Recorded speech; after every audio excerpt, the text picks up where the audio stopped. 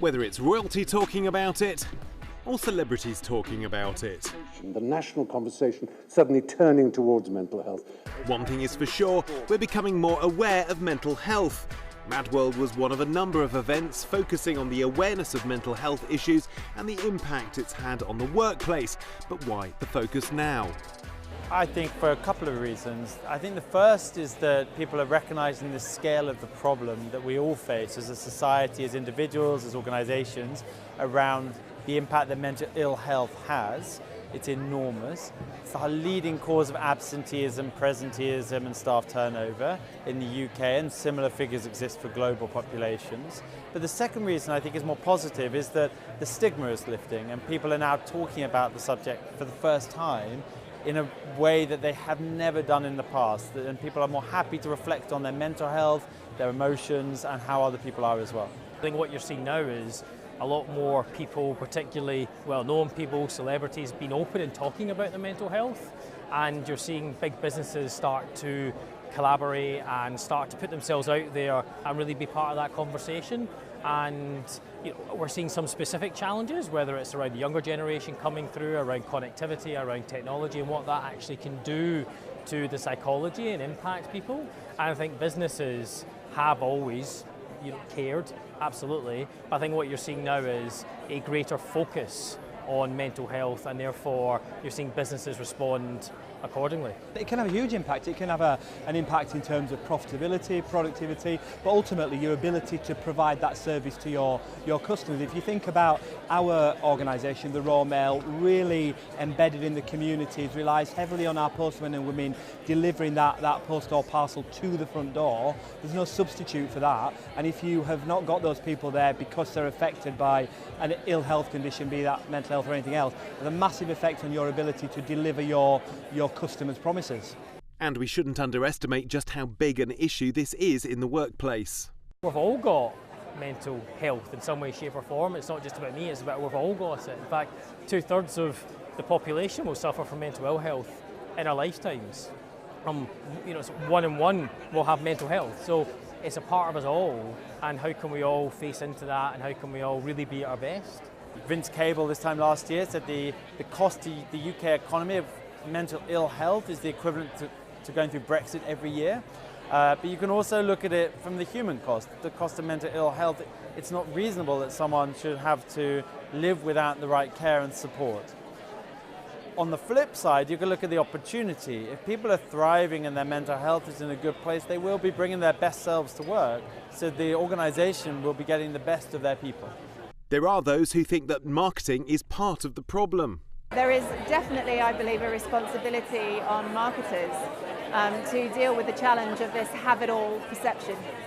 So creativity in marketing, particularly with an Instagram generation, is to show aspirational marketing in terms of you can have this, you can have everything, you can have the perfect job, you can look amazing, you can have the best relationship, you can fulfill all your hopes and dreams. And there is a perception that this is the reality. And creativity in marketing is absolutely a responsibility to show people that this isn't real life. Real life happens, and you are doing the best you can possibly do, and that's okay. And you don't have to have it all, because nobody has it all. Work-life balance. Nobody has great work-life balance. It goes in peaks and troughs, and marketing needs to get real from that respect. But mental health isn't just an issue in big companies. Likewise, it affects all sectors, including creative industries like marketing. I think it's a really interesting subject. Our mental health changes day to day, week to week, month to month. It will probably impact on how you're feeling creatively and what your output is. So I think it can have an enormous impact. But also, if I could add to it, I think that the marketing world can bring so much to how we're thinking about the positioning of mental health as a subject. Because after all, I would say that mental health is the best thing about being a human being. It's our unique selling point as a species, and it allows us to be creative, to problem solve, to form relationships, to dream and feel all our emotions. And we could really position the subject much more aspirationally than often it's portrayed in the press. It's been shown that when you're suffering from a mental health condition such as stress or anxiety or depression, your creativity is reduced by a significant amount, you have less thoughts, you have less ideas, and when you're in that stress response part of the brain, where your brain works is to shut down creative thought. Many big corporations are developing schemes to manage mental health issues within their business. We've got an overarching health and wellbeing brand called Feeling First Class.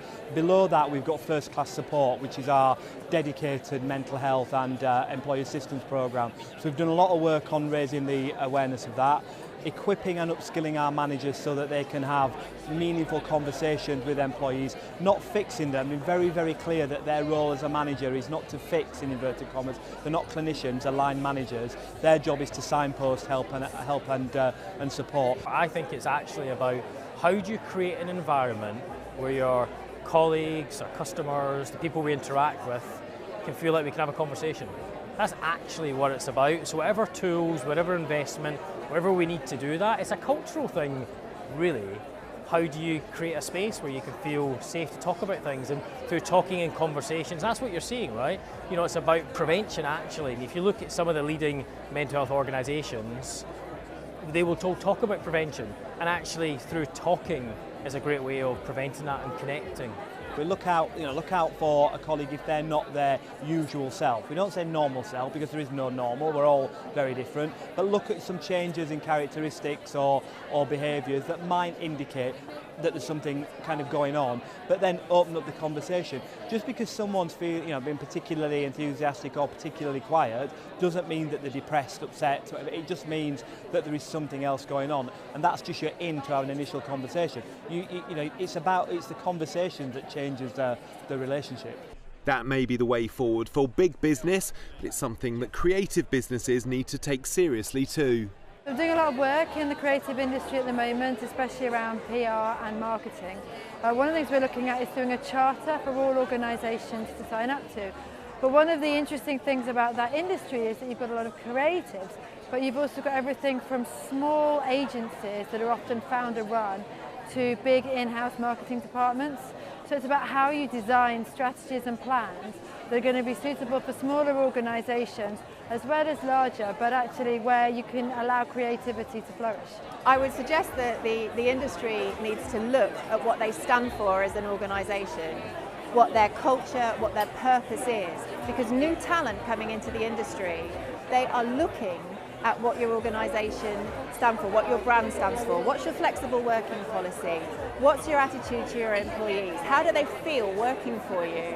That's no longer a nice to have, it's a mandatory requirement for people coming into the industry today. And an organisation that prides itself on communicating well for a living needs to ensure that the connectivity that they have with their employees on an individual basis is supportive of that ethos and not just paying lip service to a brand that recognises the value of its people. I think what's been wonderful to see in the last few years is so many more people are talking about mental health in whatever industry. What that leads to is a bigger discussion about it in the workplace. So what I'm seeing is a lot of creative industries, marketing, PR, are now trying to put things in place to look after health and mental health of their staff for two reasons. Firstly, people are talking about it more and expect organisations to deal with it. And secondly, I think if you want to be a good employer now, many people are looking for those sorts of things when they're looking at what agencies to approach.